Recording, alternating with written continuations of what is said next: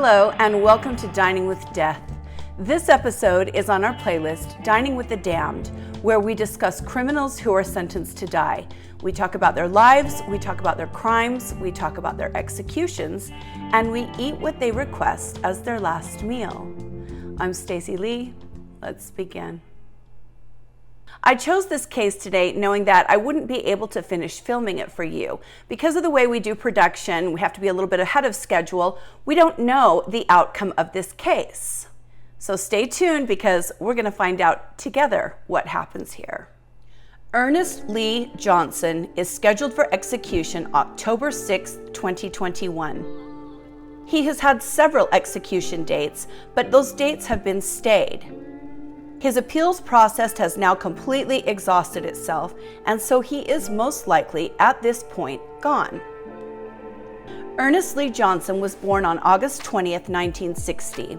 As is often the case in these stories, we don't have a lot of detail on his early life. We only know what he did and why we are talking about him. At 11 o'clock in the morning on Saturday, February 12, 1994, Ernest walked into the convenience store in Columbia, Missouri, where he was a frequent customer. This particular store was a Casey's convenience store, which are popular in the Midwest. I remember seeing these stores in Columbia. My husband went to school at Mizzou, and we went back there for some events, and I remember seeing these stores all over, these Casey's. They're kind of like a Love's here in the West, if you're familiar with Love's. Ernest bought a bottle of beer and a package of cigarettes and left. He returned to the store later on that day, but did not purchase anything. Instead, he asked the cashier about who would be working the next shift. The cashier told Ernest that she was leaving at 5 o'clock and that Mabel Scruggs would be coming into work until 11 p.m.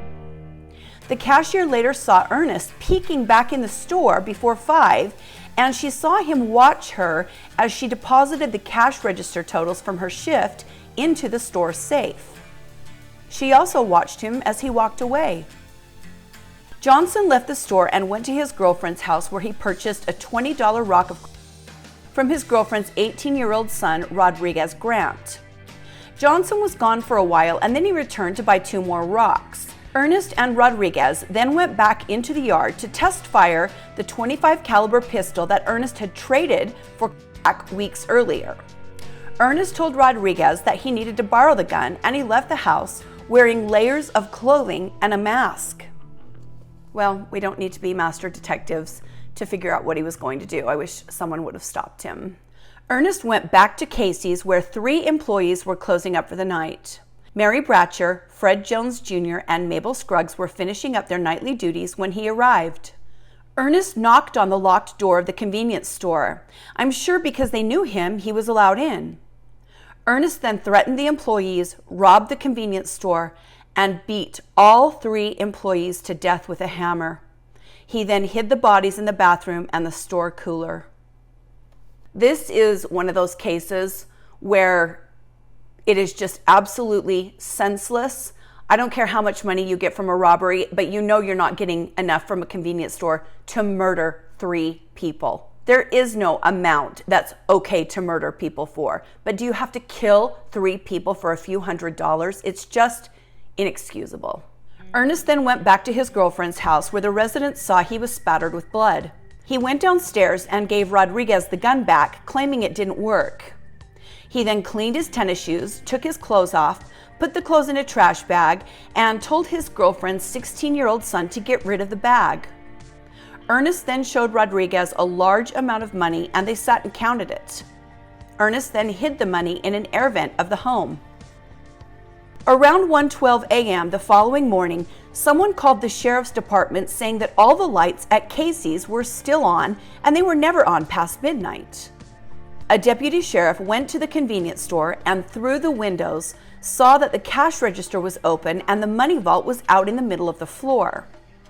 He also saw blood smears on the front door lock. He called it in and police arrived and entered the store. They discovered 2 dead bodies and a .25 caliber casing on the floor in the bathroom. A 3rd body and another .25 caliber casing were found inside the walk-in cooler. The safe was empty. The victims all had severe head injuries, and officers found a bloody hammer at the scene. It would later be determined that all 3 victims were beaten to death with that hammer. Mary Bratcher also suffered at least 10 stab wounds to her left hand caused by a flathead screwdriver, which was also found at the scene. Fred Jones had also been shot in the face, but his cause of death was like the others, blunt force trauma to the head. Police later found gloves and a jacket, all covered in the victim's blood.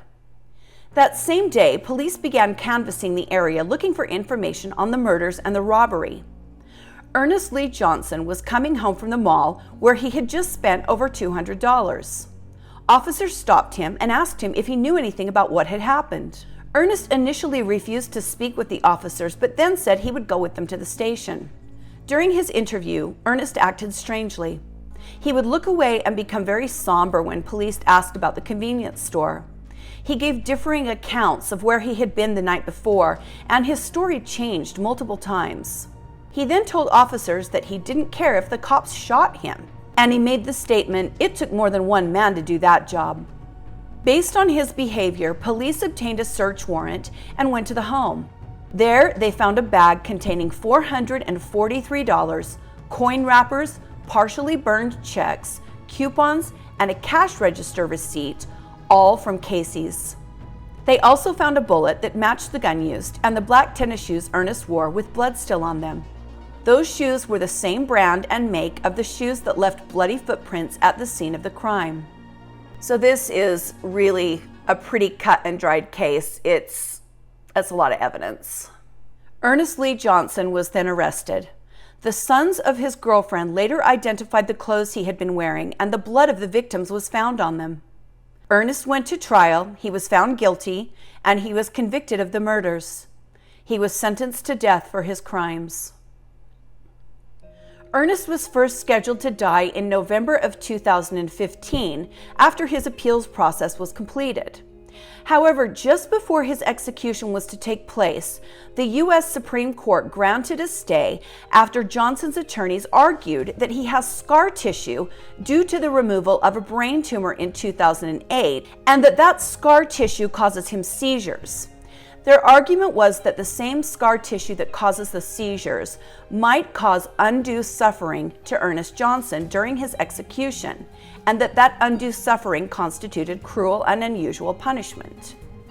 This stay triggered a new round of appeals, and those appeals have now run their course. The execution has been rescheduled for October 6th of 2021. Ernest Lee Johnson wants to die by firing squad, but the state of Missouri no longer uses that method of execution. There's quite a bit of controversy surrounding this execution. I don't think there's a lot of question as to whether or not Ernest Lee Johnson is guilty, but there is a lot of controversy around the fact that he's being executed because of his mental state. There are doctors that say he has the mentality of a child. There are people that say he has a very low IQ. And then there is the argument that he has this scar tissue from a brain tumor that might cause him unusual suffering during his execution. I found a petition on change.org that actually has a lot of signatures where people are saying this is not the type of person that we should execute. I didn't see a lot of argument about whether or not Ernest Lee Johnson committed this crime. We do know that sometimes people of color are accused and kind of pushed through the death penalty phase. That happens, but that doesn't appear to be the case here. People are just saying that because of his mental state, they're not sure he should be executed. So that's where it's at as I filmed this a couple weeks before the scheduled date of execution. Stay with me because right now we're going to find out together whether or not the execution took place. We're also going to find out if he requested a last meal and hopefully what he had for that last meal. For those of you that watch this channel, you know that the most recent execution we had, they won't tell us what he had for dinner. And we went over why that's a problem. It's our right to know that prisoners are being treated fairly. Yes, there are varying laws on whether or not prisoners are entitled to a special last meal. That's up for debate. But they have to tell us something about whether or not they were fed, whether or not their requests were granted, whether or not they got to see their spiritual advisor, whether or not they got to see their witnesses. And by not telling us whether or not they're getting their last meal, that's a real slippery slope as to hiding other information, and I'm personally not comfortable with that. So let's hope we get some information on that. I will see you in a split second for you. Okay, I am in my hotel room. We are up in Oyster Bay near Seattle, where we just got word that the state of Missouri has executed Ernest Lee Johnson. So I'm going to wait until morning, get some more information on that, and then I will add on to the episode and we will kind of find out together what happened. There are a lot of people that are very upset over this execution because Ernest Lee Johnson is intellectually disabled. They say his IQ is only about 77, and so this is a very controversial execution. Okay guys, how are you? It's a little bit of a somber day. I'm not really sure how I feel about this one. I've said this before, I'm really on the fence with the death penalty because it does not deter crime. All the statistics agree on that. And it actually costs more money to execute someone than it does to keep them in prison. So I'm on the fence with it anyway, but I just don't know how I feel about executing someone with mental disabilities. Yes, he killed 3 people. Yeah, he did. And that's why I'm on the fence with it. It's a tough issue for me anyway. They did tell us what he had for his last meal, and so of course, you know, that on Dining with Death, I'm going to show you that. I am in my hotel room today. I'm just outside of Seattle. I'm going to be here in Washington State for about a month. We are doing a deep dive on the Green River Killer while we're here, and we're also bringing you some other really great cases from Washington State. So I am doing this from my hotel room today. Ernest Lee Johnson requested and had 2 bacon cheeseburgers. He asked for and received a large order of onion rings. He wanted a large pizza. And he asked for a strawberry shake. Okay, let's try Ernest Lee Johnson's last meal. I love an onion ring. Being from Utah, I usually eat mine with fry sauce, but you know, in the hotel room, so my options are limited.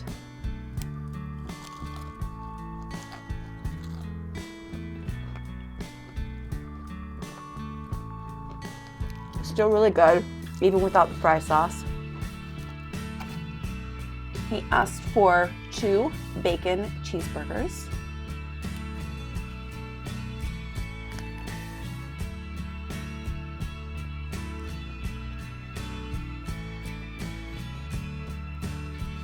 Large pizza.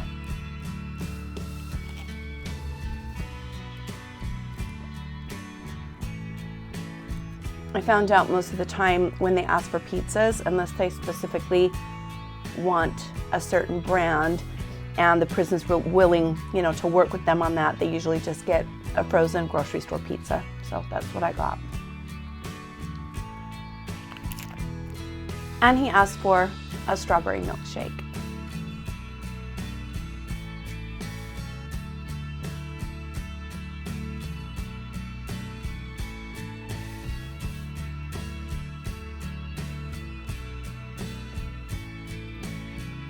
I haven't had a strawberry milkshake in a really long time.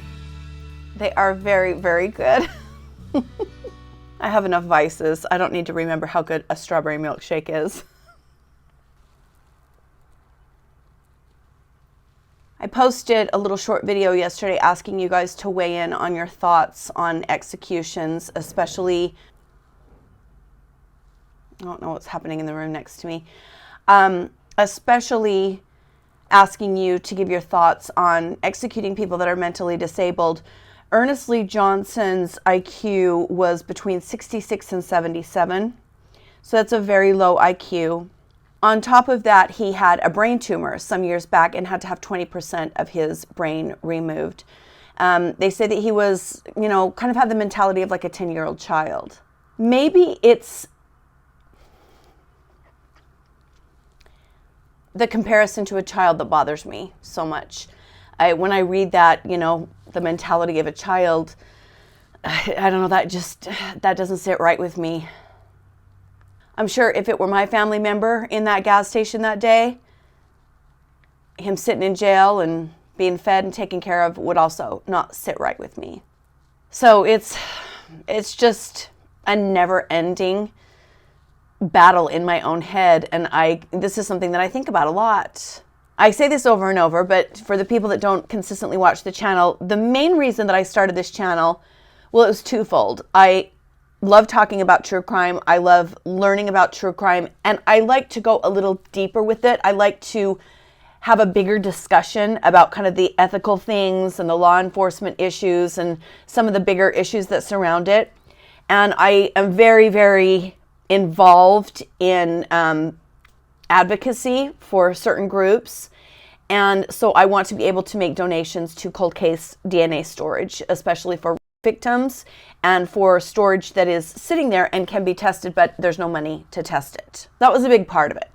I really started this because I was in quarantine and I was just kind of crawling up the walls.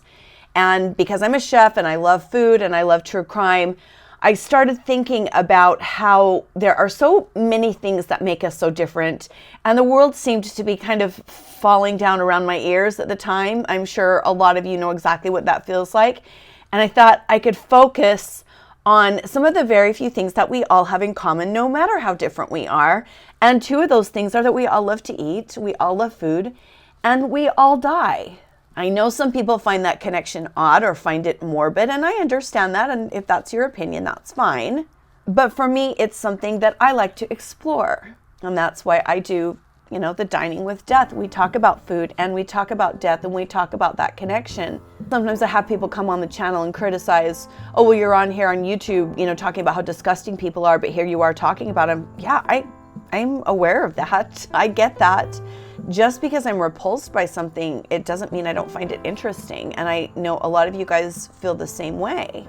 And then again, we have these cases like this where I can't even imagine how the family of those people in that gas station feels.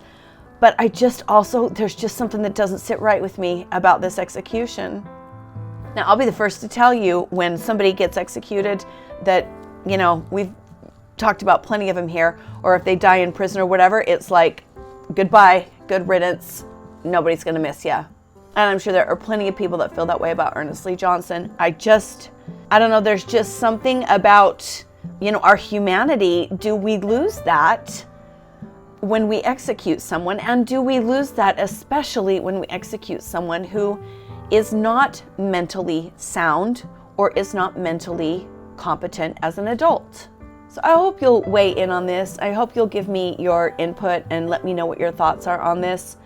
I'm conflicted on this one. Thank you for joining me today on Dining with Death. I sure appreciate you being here. I appreciate your thoughts and your feedback and your input, and I appreciate you watching. If you haven't already subscribed to the channel and you want to see more videos like this, please subscribe to the channel. It really helps me a lot. YouTube is a really tough universe.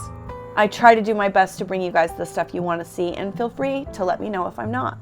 Stay safe and be kind to each other, and I'll see you next time on Dining with Death. Bye.